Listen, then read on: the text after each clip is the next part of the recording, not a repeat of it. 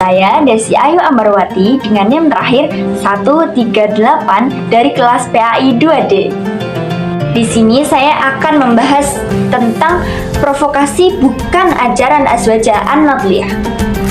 Allah Subhanahu wa taala berfirman, A'udzu billahi minasy syaithanir rajim.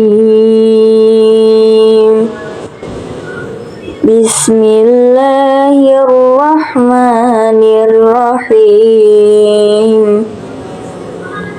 Innal ladzina fatanul mu'minina wal mu'minati thumma lam yatubu falahum 'adzabu jahannam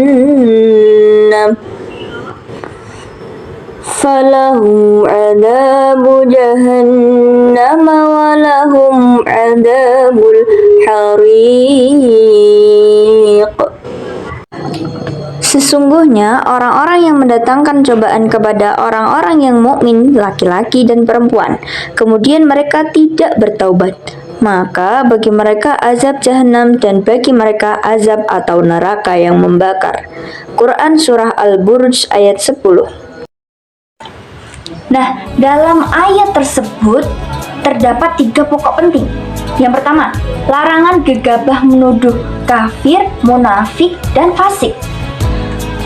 Al-Imam Abu Hamid Al-Ghazali dalam Al-I'tisad fi Al-I'tiqad mengatakan, yang seyogyanya dicenderungi oleh orang yang akan menilai kufur adalah menjaga diri dari mengkafirkan orang lain sepanjang menemukan jalan atau takwil, karena sungguh menghalalkan darah dan harta muslim yang sholat menghadap kiblat, yang jelas-jelas mengucapkan kedua kalimat syahadat itu merupakan kesalahan. Padahal kesalahan membiarkan 1000 orang yang tidak muslim itu lebih ringan daripada membuat kesalahan dalam membunuh satu nyawa muslim. Jadi seperti ini teman-teman, tidak dibenarkan memvonis kufur kepada seorang muslim kecuali diyakini kemurtadannya.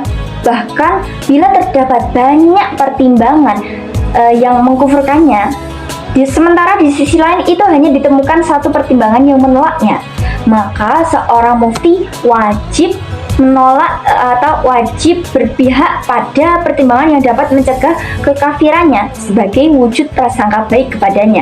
Nah, tidak dibenarkan pula memastikan tuduhan syirik, kafir, atau munafik terhadap sesama muslim, sebab persoalan ini sangat berat. Kita tidak mengetahui secara pasti bagaimana isi hati seorang manusia, isi hati setiap manusia itu bagaimana. Sesungguhnya yang dapat mengetahui isi hati manusia itu hanya Allah Subhanahu wa taala. Kemudian tema yang kedua, yaitu bahaya mencaci maki. Rasulullah Shallallahu alaihi wasallam bersabda, "Man 'ayyara akhahu bi dzambin lam yamus hatta ya'malah." Barang siapa menghina saudaranya karena dosa yang diperbuat, maka ia tidak akan mati kecuali melakukan perbuatan yang sama. Hadis riwayat At-Tirmidzi, Hasan.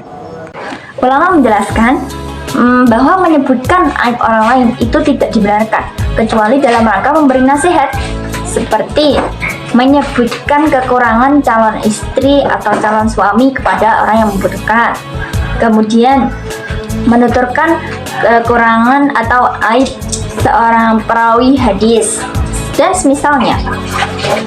Ulama salaf sebisa mungkin dapat menutupi aib orang lain. Kemudian pokok yang ketiga yaitu larangan menyebarkan berita yang belum dipastikan kebenarannya. Jadi gini ya teman-teman, menyebarkan berita yang belum pasti kebenarannya itu hukumnya haram kecuali mempunyai beberapa syarat yang harus terpenuhi. Syarat yang pertama, yaitu punya dugaan bahwa berita yang disebarkan adalah berita yang benar, misalkan didapat dari sumber yang terpercaya. Kemudian yang kedua, tidak mengandung isi yang diharamkan, seperti gunjingan, adu domba, dan semisalnya. Yang ketiga, tidak berdampak keharaman, seperti menimbulkan keresahan masyarakat. Nah, apabila terdapat informasi mengenai perilaku buruk seseorang, maka kita tidak boleh langsung percaya, apalagi ikut-ikutan menyebarkan, ikut-ikutan menceritakan kepada orang lain. Itu tidak boleh, teman-teman. Yang harus kita lakukan itu adalah menilai terlebih dahulu apakah perilaku yang diceritakan itu pantas biasa dilakukan oleh orang yang diberitakan atau tidak. Andai kata itu memang biasa dilakukan oleh orang yang bersangkutan, maka kita lebih baik tidak usah berkomentar, dan pilihan yang lebih baik itu adalah diam. Terlebih bila perilaku itu tidak biasa dilakukan oleh orang yang bersangkutan, maka kita harus semangat husnuzon bahwa berita itu memang tidak benar. Nah, dalam menyampaikan pernyataan kepada publik, langkah-langkah yang semestinya dilakukan terlebih dahulu itu, yang pertama, menimbangnya dengan ukuran syariat. Yang kedua, mempertimbangkan dampaknya bagi publik, apakah menimbulkan dampak negatif atau tidak. Yang ketiga, tanyakan pada hati, itu bisa diterima nawar atau tidak.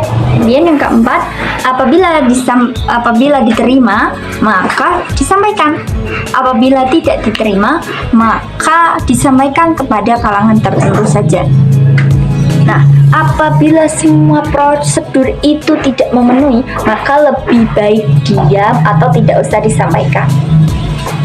Mungkin cukup sekian dari apa yang saya sampaikan. Apabila ada kurang lebihnya, saya mohon maaf. Wallahul muwaffiq ila aqwamit thoriq. Wassalamualaikum warahmatullahi wabarakatuh.